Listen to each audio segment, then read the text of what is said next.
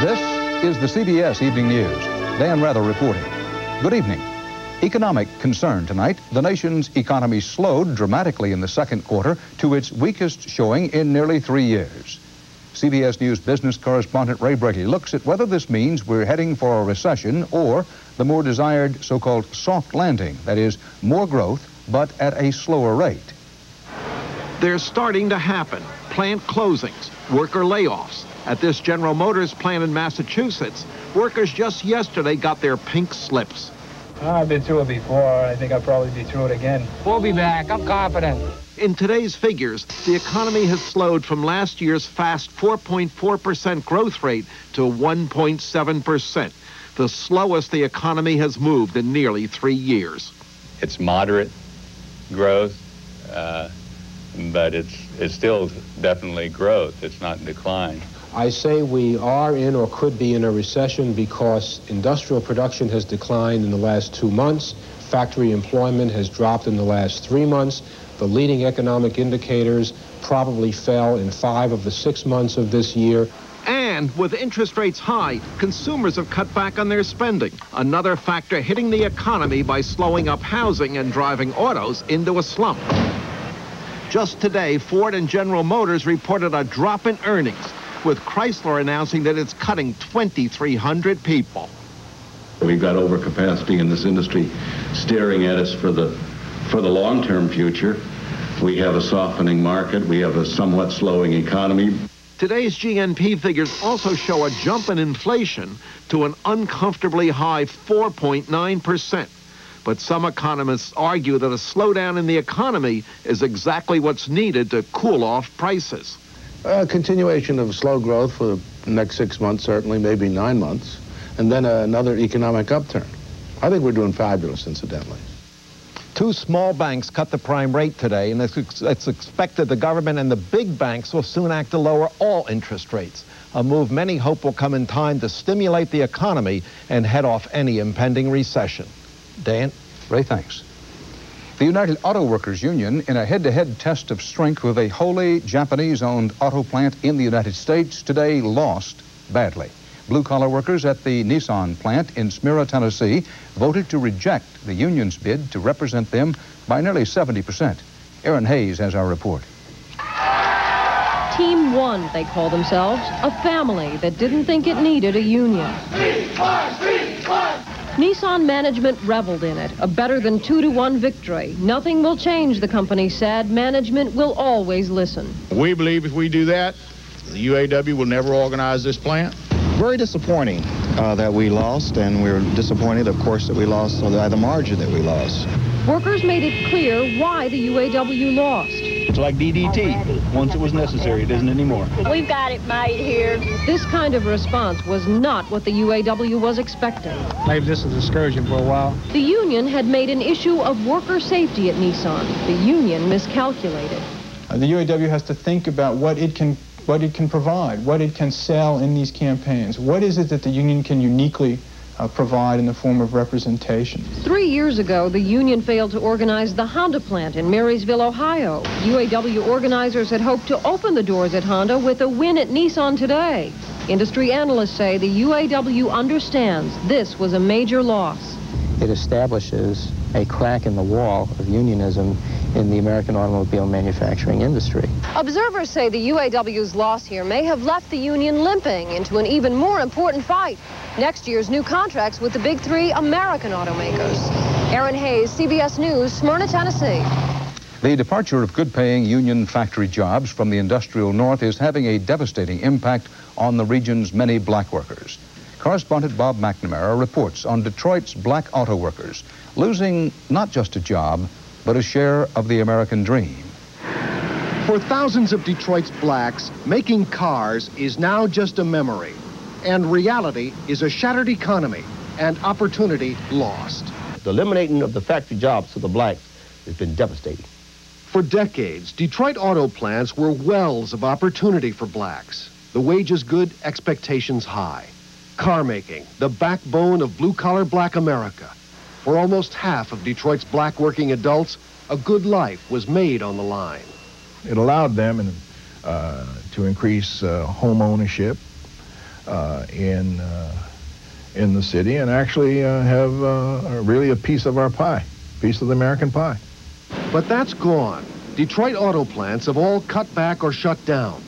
The cars that made Motown are mostly made elsewhere. A disaster for black auto workers. It was really the only avenue that I knew that would get me into the type of pay level that I needed to provide for my family.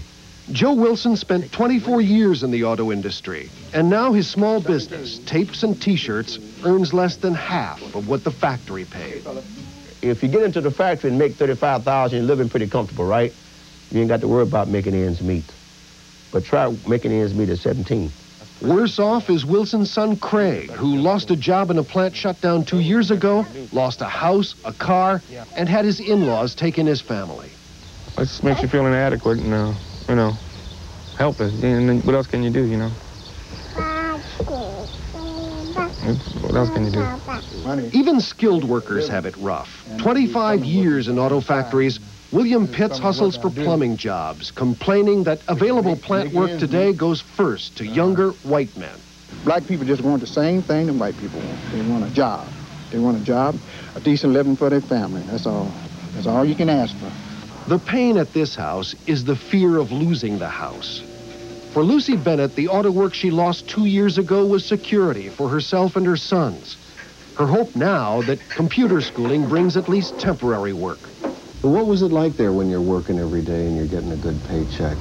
That's beautiful. I didn't have too many complaints. I still wasn't living classy, but I was able to take care of my family, provide for them like I wanted to. Plant shutdowns, businesses boarded up, 15,000 abandoned buildings now in Detroit. Falling economic dominoes take a human toll. We see more boarded up homes. We see more families broken up. I begin to see more guys on narcotics. There was no narcotics. More guys drinking more liquor. Today, Detroit's black auto workers see new Japanese-owned auto plants opening in the U.S., but providing work to 50% fewer blacks. And they see U.S. car companies that counted on them also counting them out. The car makers whose profits hit $11 billion last year, an all-time high. The same companies that put resources into plants out of town where 25% fewer blacks live, or built factories overseas where labor is cheap, but still depicting black auto workers in their ads. One thing hasn't changed. We still build them to last. This is the plant where Bobby Reeves built cars until it was closed. They can sit around those big tables and make all these decisions about how things should be, but they're destroying people. That's what they are, the bombs. You don't need guns, you don't need drugs, you don't need none of that. The ones that sit behind that big desk, those are the ones destroying the little America that we have. People don't tend not to treat you the same when you're not working. You know, you feel bad. It's not your fault because you're out of a job, but you feel bad. My self-esteem is not what it used to be. Freedom has to be tied to money in this country. In order to get money, one has to have a good job. There are many abandoned lives beyond the locks and fences of Detroit's deserted auto plants. But for the black auto worker, loss of a job is a crueler fate because it meant so much more. Bob McNamara, CBS News, Detroit.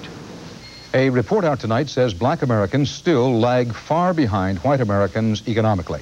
According to the National Research Council, the gap has not narrowed since the early 1970s, and at times it has widened. The report says blacks were hurt harder than whites by U.S. economic slowdowns in the past 2 decades, and the report concludes that continuing racial discrimination remains a major barrier to economic improvement for black Americans. Still to come on tonight's CBS Evening News. Leslie Stahl on a cool accused spy and hot FBI pursuit. And Bruce Morton on hot summer air, hard to breathe and easy to see.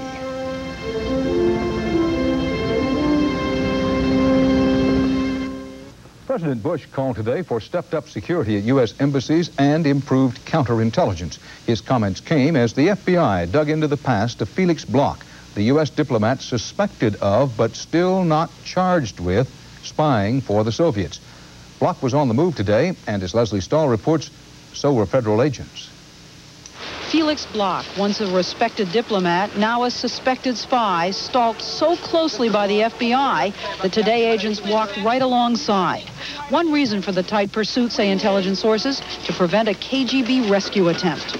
Bloch left an apartment in Manhattan this morning and returned to his daughter's house in Chappaqua, New York, with agents keeping up their game of psychological intimidation in hopes Bloch will break under the pressure and confess. But intelligence sources say that if Bloch is guilty, he is very clever, has been meticulous in his methods. He's under investigation because of our improved counterintelligence capabilities that can catch people in the net. President Bush echoed that view. I will also point out that it was the counterintelligence capability of our country that at least is bringing some of the facts to light so far. The Soviet Union went on record today denying they had turned Felix Bloch, denying he sold them U.S. secrets. The name of Bloch was not familiar to us, and we have no connection with him. We have nothing to do with him. Denials or not, and despite Gorbachev's glasnost, U.S. officials say KGB activity is up dramatically over the last 2 years, with a focus on American technology. As the Soviet military spends less, spying becomes more important. The Kremlin must know exactly where and how to spend its scarcer defense rubles. That in terms of espionage, at least, the Cold War is not over. The arms race may be winding down, but the spy race is still going on strong, and that's the reason we have to stay alert. Austrian officials are looking for a woman who allegedly had an affair with Bloch. CBS News has been told that the woman may be closely associated with several Austrian businessmen suspected of smuggling valuable Western high-tech information to East Germany and the Soviet Union. Leslie Stahl, CBS News, the White House.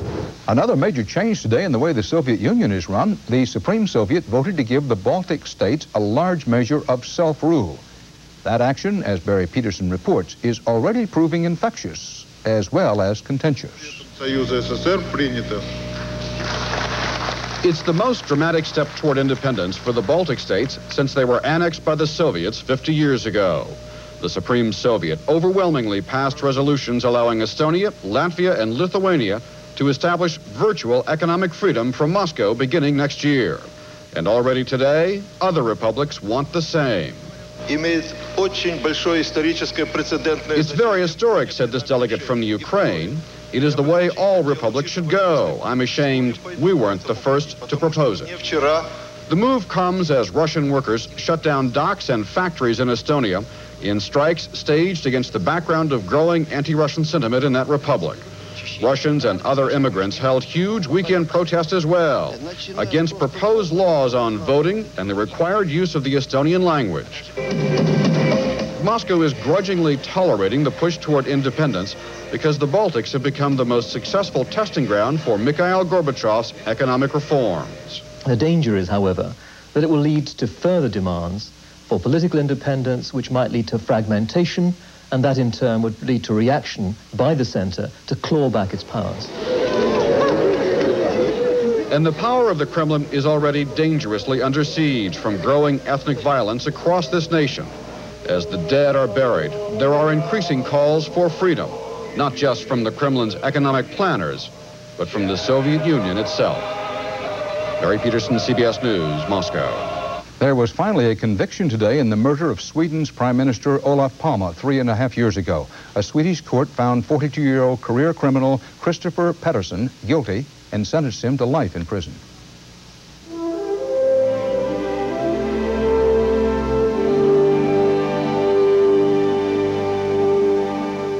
Time in 8 days, a McDonnell Douglas DC-10 airliner has crashed with many lives lost and many questions open.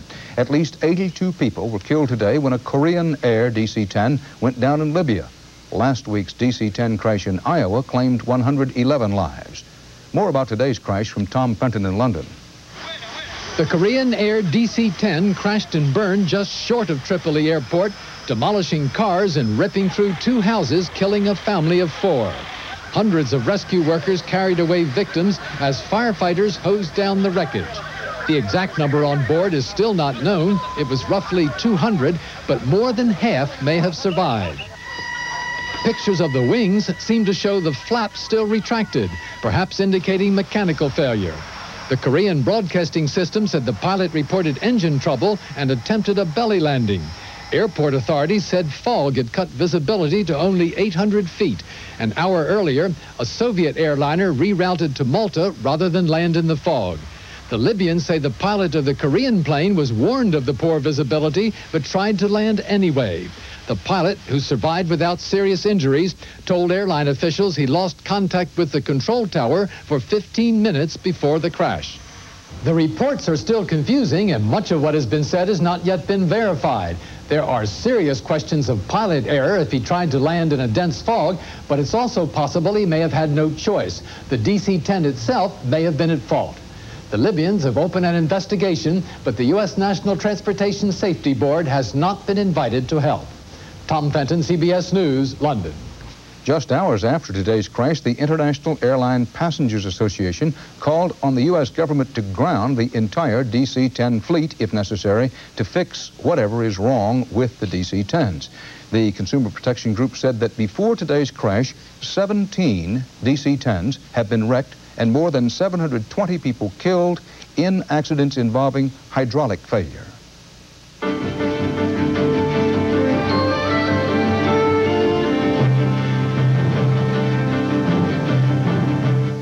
Today delayed until next Tuesday a vote on the controversial nomination of William Lucas to be President Bush's civil rights enforcer. At the same time, CBS News was told today that Lucas reportedly tried to have a civil rights case against the city of Birmingham, Michigan, dropped in 1981. Lucas was at that time sheriff of Michigan's Wayne County.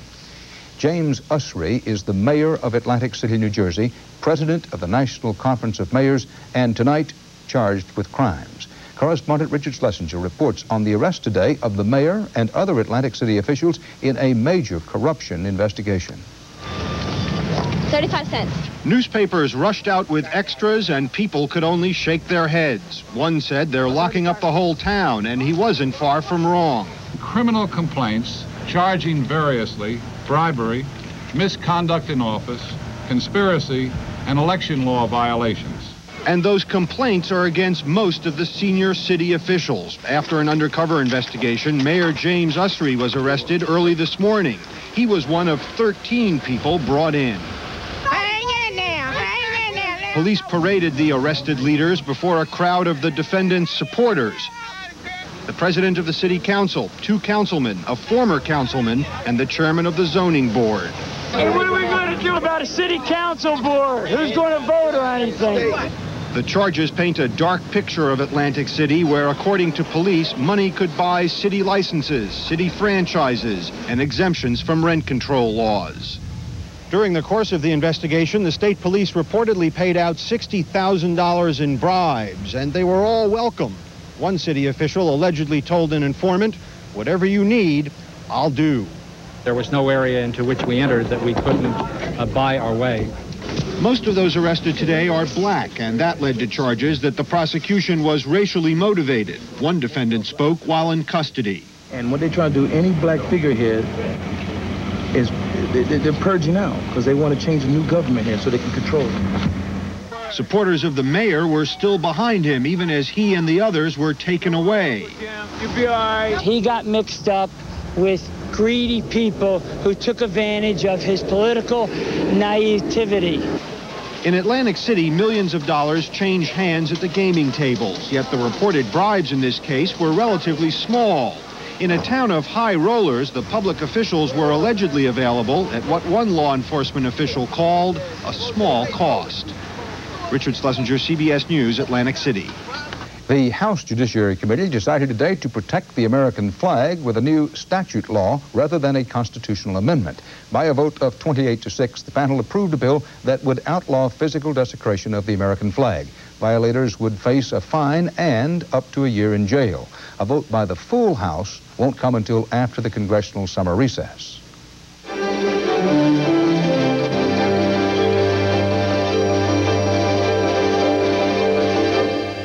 No longer the most nutritious. It's new Kellogg's NutriGrain Raisin Bran. With more vitamins and minerals, the one with the most nutrition is NutriGrain. The Federal Environmental Protection Agency today reported a sharp increase in air pollution caused by excessive levels of ozone. As many as 30 million Americans are now breathing unhealthy air.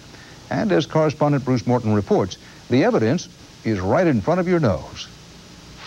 If you think the air you breathe is getting worse, you're probably right. Last year, the government said 64 geographical areas violated ozone standards. New EPA figures out today say now 101 areas have too much ozone in their air, and ozone is the principal ingredient in smog. The nation's health and welfare is indeed at risk because of the unacceptable ozone levels. The EPA said its figures on carbon monoxide and other pollutants showed some improvement, but overall, as many as 110 million Americans may now be breathing polluted air.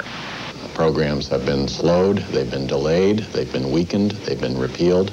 We just haven't followed through on the promise to the American people to clean up the air. The EPA lists 4 areas with severe ozone pollution: Los Angeles, Houston, New York, and this year's newcomer, Chicago. Chicagoans were not surprised. Some of the smells in the air are sometimes just awful. You can drive and all of a sudden this odor just comes right into the car and says, "Hi, I stink." So if you look at your face and you think, oh, it's just humidity, and then you get a like grime layer on your face.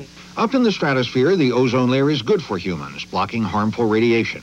Down on the ground, though, it makes smog. What makes ozone are things like automobile exhaust, chemical manufacturing, solvents, paint. What it does is inflame lung tissue. Out of frustration, some individual cities, like Irvine, California, have been tougher than the federal government on environmental problems like this. We know that we are part of the problem here in Irvine. We believe that we can be and will be part of the solution. Today's figures will add to the debate about a new national law. How tough should it be? Or will we have to get used to breathing air we can see? Bruce Morton, CBS News, Washington. And that's part of our world tonight. Dan Rather for the CBS Evening News. We hope you and your family will stay tuned now for the program 48 Hours on the impact of the Exxon Valdez Alaska oil spill on the environment and our economy. That'll be tonight at 8, 7 Central Time. So see you again here soon on 48 Hours.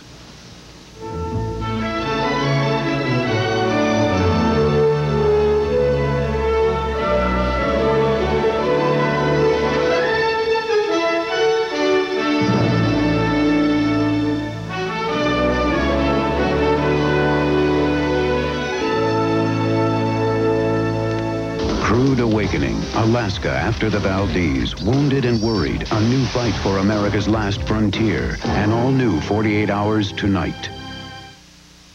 This is CBS. From now until August 2nd, your Houston Super 6 Toyota dealers are offering something grand.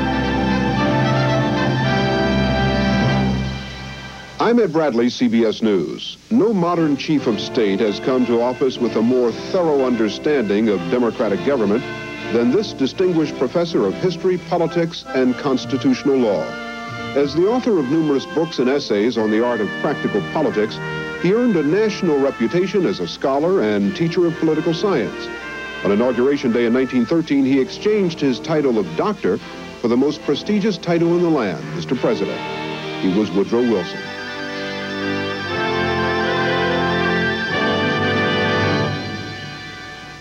Pain was everywhere. The doctor said there was no serious damage. He gave me a different medicine, Inuprin. Worked great. Know what else?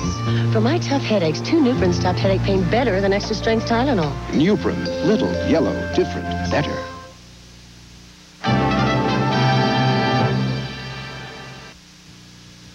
This is CBS.